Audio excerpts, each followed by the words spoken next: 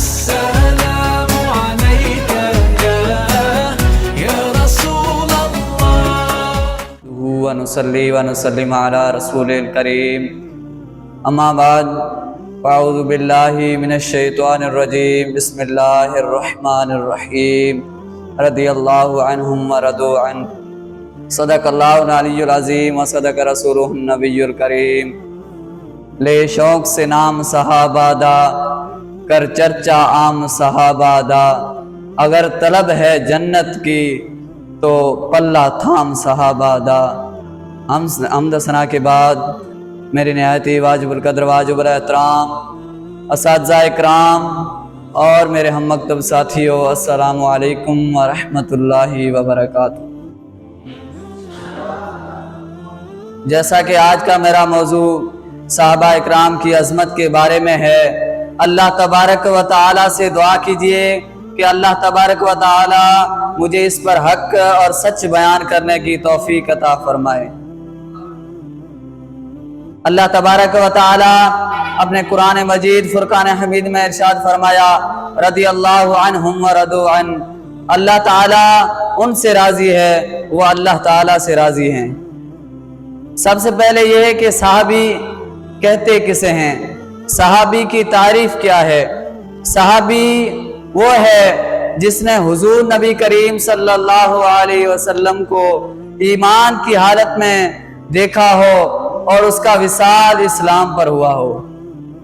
حضور نبی کریم صلی اللہ علیہ وسلم نے ارشاد فرمایا، اللہ سے ڈرو میرے صحابہ کے بارے میں، میرے جانے کے بعد ان پر تنقید نہ کرنا. اور جس نے صحابہ اکرام سے محبت کی اس نے میری وجہ سے محبت کی. جس نے صحابہ اکرام کو گالی دی اس نے مجھے گالی دی.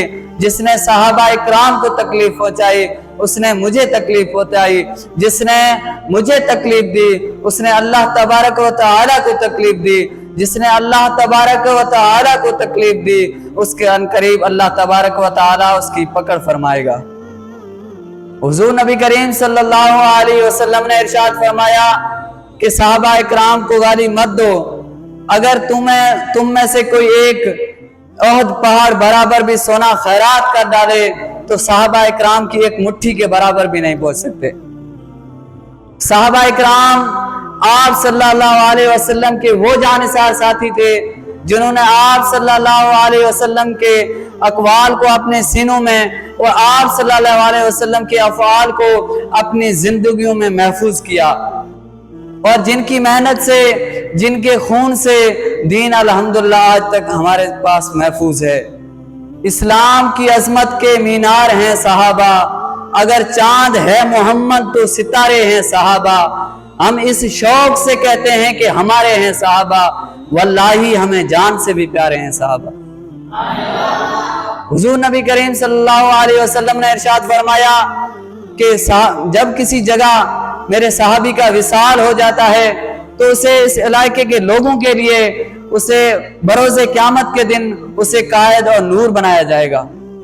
امام اعظم ابو حنیفہ فرماتے ہیں کہ ہم سارے صحابہ اکرام سے محبت کرتے ہیں، کسی بھی صحابی کا ذکر بھلائی کے سوا نہیں کرتے. امام شافعی رحمۃ اللہ علیہ فرماتے ہیں کہ اگر صحابہ اور رسول کے درمیان جو بھی باہمی اختلافات ہوئے اس پر بحث و تکرار مت کرو، کیونکہ ورنہ کل بروز قیامت کے دن حضور نبی کریم صلی اللہ علیہ وسلم کو اپنے مقابل مخالف پاؤ گے. حضور نبی کریم صلی اللہ علیہ وسلم نے ارشاد فرمایا کہ تم خیر سے اس وقت تک رہو گے جب میں تم میں سے وہ شخص رہے گا جس نے مجھے دیکھا اور میری صحبت پائی، یعنی صحابی. حضور نبی کریم صلی اللہ علیہ وسلم نے فرمایا کہ صحابہ اکرام سے محبت صرف مومن ہی کر سکتا ہے، ان سے بغض رکھنے والا منافق ہی ہو سکتا ہے. اور صحابہ اکرام، حضور نبی کریم صلی اللہ علیہ وسلم نے ارشاد فرمایا کہ جس نے صحابہ اکرام سے محبت کی اس سے اللہ تعالی محبت کرے گا، جس نے صحابہ اکرام سے بغض رکھا تو اللہ تعالی ان سے بغض رکھے گا. تو مسلمانوں کو چاہیے کہ صحابہ اکرام کی قدر و احترام کریں اور ان کا ادب و احترام کریں، ان کی زندگیوں کو اپنے لیے نمونہ خیال بنائیں۔ تو میں تقریر کا اختتام اس شعر سے کروں گا۔ کہا تھا نا صحابہ کا بغض سینے میں نہیں چھپتا، کافر چیخ پڑتے ہیں کمینے بول پڑتے ہیں۔ ابو بکر کا عشق ماؤں کی شرافت کی گواہی ہے، ابو بکر کا عشق ماؤں کی شرافت کی گواہی ہے۔ عمر کا نام آتا ہے تو شجر بول پڑتے ہیں۔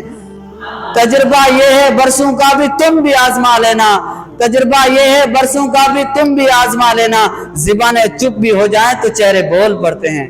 وما علینا الا البلاغ المبین۔